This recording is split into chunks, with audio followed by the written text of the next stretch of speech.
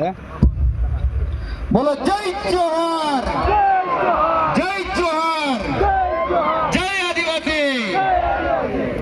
Stage ઉપર બિરાજમાન મારા પરમ આદરણીય મિત્ર ચિત્રભાઈ વસાવા, નિરંજનભાઈ, રાધિકાબેન રાઠવા, તમામ ઉપસ્થિત વડીલગણને જય જોહર, જય આદિવાસી.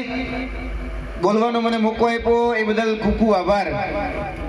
મારે અચાનક જ આવવાનું થયું, આઉટ ઓફ સિલેબસ થઈ જશે, પણ ના, વાત કરીશું કે આજે જ્યારે આપણે ભેગા થયા છીએ ત્યારે સ્નેહ મિલનની સાથે જે જાગૃતતા આપણા સમાજમાં આવે એ સમાજની જાગૃતતા લાવવી ખૂબ જરૂરી છે.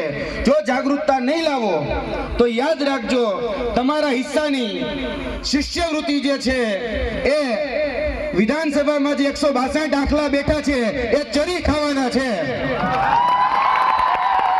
જો આજે નહીં જાગો તો તમારા હિસ્સાની જે જળ જમીન જે છે એ 162 દાખલાઓ છે ચરી ખાઈ જવાના છે.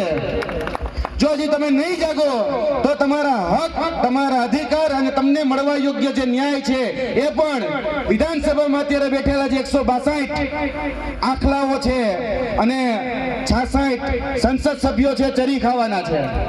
એટલે હજી જાગી જાઓ. ગાંધીજી એવું કહેતા, સત્યના પ્રયોગોમાં એવી વાત છે કે સૂતેલાને તો કોક જગાડી શકે, પણ જે સૂતા હોવાનો ડોળ કરે ને એને કોઈ ન જગાડી શકે. એટલે ડોળ કરતા હોય તો મૂકી દો અને જાગી જાઓ. તમારા આદિવાસી સમાજમાંથી એક નિર્ણય જાગ્યો છે અને આવા 182 જાગી જાય તો હાલત શું થાય? આ ગુજરાતની કાયા પલટ થઈ જાય. ગુજરાતમાં હવે ક્યારેય પણ આદિવાસી સમાજના હક, અધિકાર કે ન્યાય કોઈ પણ વ્યક્તિ ક્યાંક ને ક્યાંક ખોટું કરવાનું વિચારે ને, ઓલા શોલે પિક્ચર જોયું છે ને, ઓલા શોલે પિક્ચરમાં એમ કે दूर दूर गांव में जब कोई बात करता है तो माँ कहती है कि सो जा बेटा वरना गब्बर आ जाएगा. હવે તમારા હક, અધિકાર કે ન્યાયમાં કોઈ પણ ડોળા નાખવાનું કે કોઈ પણ હાડકા નાખવાનું કામ કરે એટલે ડેડિયાપાડામાંથી અવાજ આવે કે સો જા બેટા વરના ચેતર વસાવા આ જાયેગા. અને અત્યારે બે હવાજ સ્ટેજ ઉપર છે. એક આદિવાસી અવાજ એટલે ચૈતર વસાવા અને કાઠિયાવાડી અવાજ એટલે હું પોતે. અમારામાં એવું કહેવાય કે હાવજ બગડે તો જંગલ થતરે, હાવજ બગડે તો જંગલ થતરે, અને જંગલ થથડવું જ જોઈએ. અને બાપુ બગડે તો 52 ગામ ફફડે, એટલે ફફડવા જ જોઈએ. કારણ કે એ સિંહની લડત ચેતર વસાવા અહીંયા ડેડિયાપાડામાં કે અહીંયા આપણા વિસ્તારમાં બોલે, રાજપીપળામાં, પણ વિધાનસભામાં પડઘો પડે કે દિલ્હીના સંસદ સભ્યમાં તો પડઘો પડે. અહીંયા જાગૃતતા લાવવાની છે હવે. નહીતર હમણાં નિરંજનભાઈએ જે વાત કરી ને કે આપણા દાહોદમાં જ એક બાળકી ઉપર દુષ્કર્મ થયું, હજી સુધી દાહોદના ધારાસભ્ય કે દાહોદના આગેવાનો ત્યાં હજી સુદ્ધા આવ્યા નથી. કેમ? કારણ કે એના બાપાને બચાવવામાં પડ્યા છે. ઓલા શિક્ષકોની ભરતીમાં 17 લાખ રૂપિયા લે.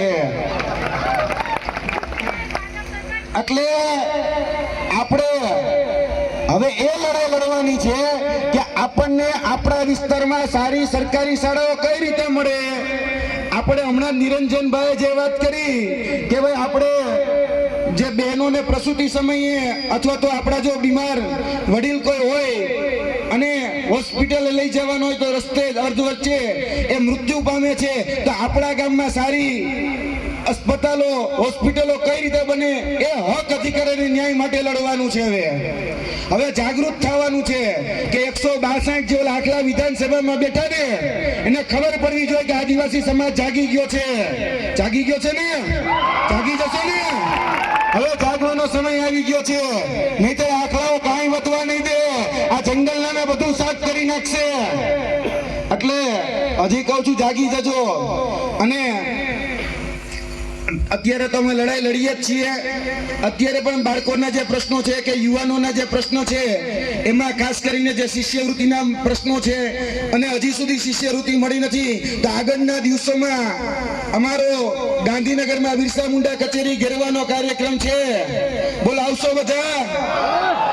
આદિવાસી સમાજની પોસ્ટ મેટ્રિક શિષ્યવૃત્તિ યોજના આ આખલાઓ 400 થી 500 કરોડ રૂપિયા ચરી ક્યાં ગયા? કાઢાવી છે ને? ઓકાવી છે ને ભાઈ? તો આવશે ને બધા? તો આવનાર દિવસોમાં ગાંધીનગર આવવાનું થશે અને એ જે શિષ્યવૃત્તિ જે આખલાઓ ચરી ગયા છે હવે ઓકાવાની છે. કારણ કે તમારા હકનો હિસ્સો છે.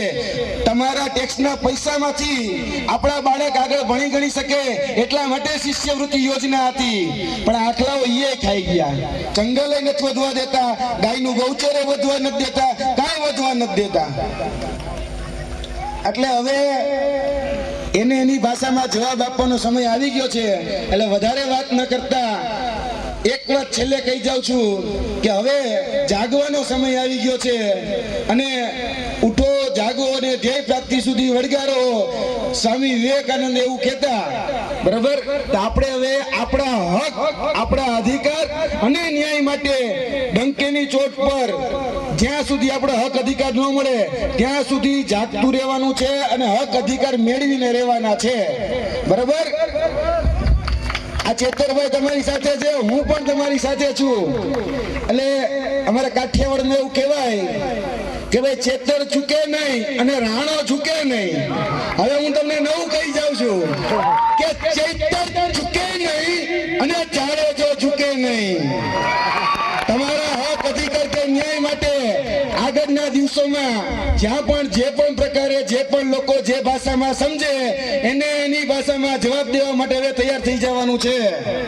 જય હિન્દ, જય ભારત, જય જોહાર.